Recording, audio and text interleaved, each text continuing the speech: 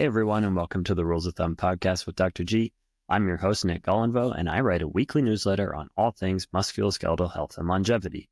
That means fewer aches and pains and a better knowledge of what to actually do when they inevitably rear their ugly head. In this podcast, I will read to you my article of the week so that you can listen to it on the go.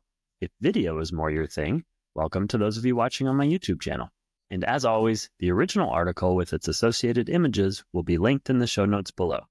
So without further ado, let's get into this week's article titled, How a Hand Surgeon Cuts Avocados. Every year, an estimated 9,000 patients are seen in the emergency room for hand injuries related to cutting an avocado. That's nearly 25 people every day. While we all love this versatile, smooth, and creamy fruit, you've probably had that moment that was way too close for comfort. And unfortunately, I've treated countless scary encounters with avocados and knives. So, let's move beyond those days and keep your fingers in good shape. Here are some important tips to follow to avoid a visit to your local hand surgeon. Number 1, choose the right knife. The first thing you absolutely must do is choose the right knife.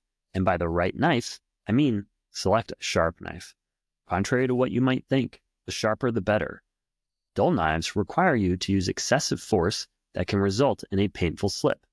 A sharp knife will glide through the avocado with ease.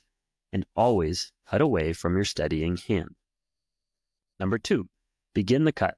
Position your knife directly over the avocado and use a gentle sawing motion to initiate entry through the tough skin. Do not use excessive force.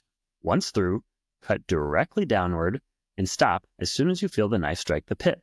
The fingers of your hand not holding the knife should be nowhere near the knife. In a perfect world, both hands are on top of the knife, gently pushing straight down. If you must use your other hand to steady the avocado, be extremely careful and never direct any knife force in the direction of your fingers. Remember, straight down.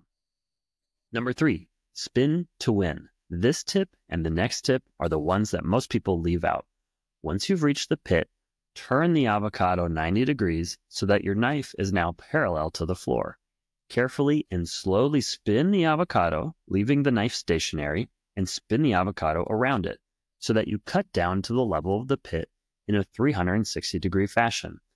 Always keep your non-dominant hand above the level of the knife as you spin. Avocado knife injuries occur when you have misjudged the firmness or the softness of the fruit and slip, so go slow and be deliberate. Number 4, quadrants are the key. Once you've completed this cut, peel the two halves apart and cut the avocado a second time, resulting in 4 quadrants. For the half with the pit, repeat the step 3 spin technique. This is the subtle but most important step to effortless pit extraction, meaning avoiding the most dangerous step of cutting avocados. Number 5, peel and pit with your hands.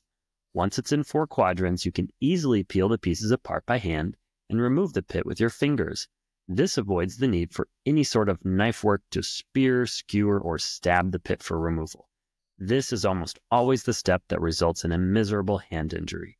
Tendons, nerves, arteries, unfortunately, they all live in the hand right behind where you would hold that slippery pit.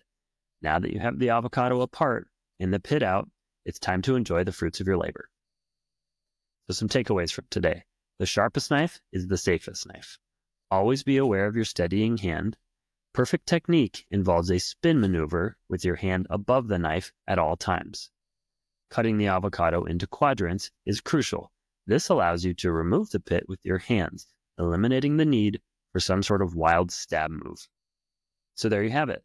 Whether you're cutting up an avocado for that favorite guacamole recipe or just having one on its own as a quick snack, these tips and tricks should keep you safe and enjoying your avocados for years to come.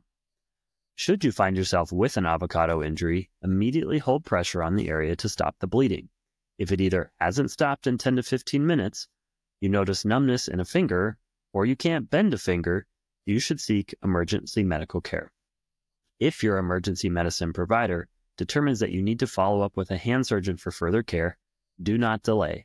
Many of these injuries are best repaired within 5 to 7 days following the injury.